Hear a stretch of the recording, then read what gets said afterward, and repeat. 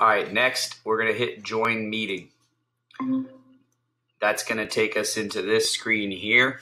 Right off the bat, you're going to see a place where you can add others. You can add them here.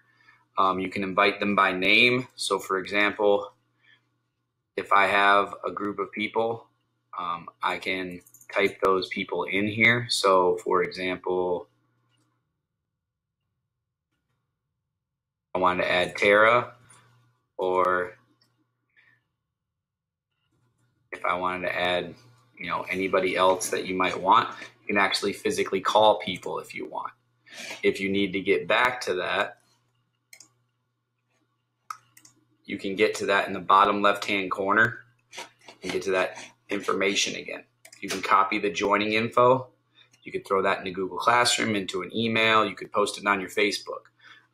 As long as that Meet address is there, it will be available. Now, attachments. If you added any attachments to your meeting, they would show up here. I'm going to show you how to do that in a different video, but if you have Google Calendar attachments, they would show up here. So again, in the bottom left-hand corner, that's how you get to your meeting info so that you could copy it or paste it or show people this. People could also call in and then use that PIN number to join as well from a cell phone. And that kind of is all in the bottom left.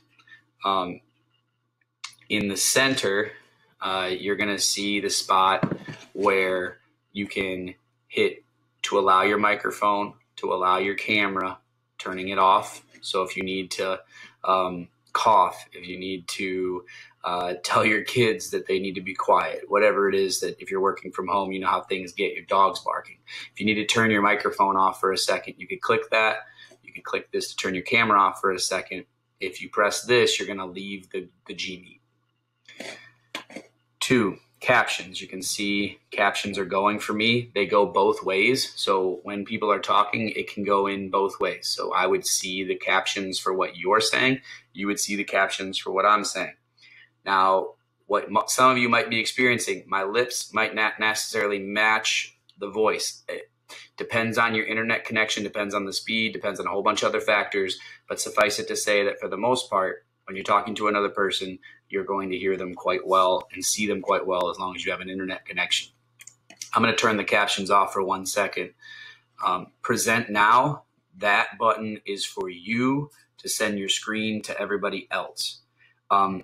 You can do that 2 ways. So for example, I could send it to all the people that are in my meeting. I could also ask for someone to send it to me. So for example, if you need help from me, I might have you present your screen to me. So right here in the bottom right, you can present your screen to me as well. The 3 dots allow you to change the layout. So right now I have it set in auto, but you can do sidebar, tiled, or spotlight. I prefer sidebar if I'm going to have multiple people, but that's up to you as you guys kind of learn through this. Full screen, if I hit that, it goes full screen. You can press escape to get out of that. Again, that's full screen. Press escape to get out. Turning on captions, your settings takes you back to that main settings menu. You can report a problem or get help through the Google website there. So that's all there is on the bottom. In the upper right, this shows you whoever's in the chat or the GMeet. So you can see anybody that's in here. You can still add people again from here if you so chose. You can open up the chat from here. So if there are people that are having audio issues, if your student hasn't turned their microphone on or their camera, they can at least chat and they could throw in a question and ask it, or you could send it back to them. Students are going to have to allow their camera and mic to be on in order to be seen up there. And 2, this little upper right button just takes you directly to the chat.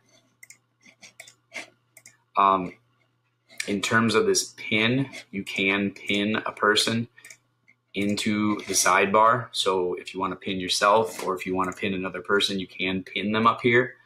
And outside of that, that's the gist of GMeet.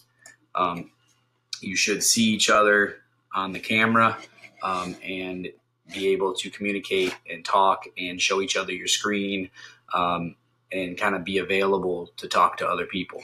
So that is the next step of kind of looking at GMeet in terms of what the buttons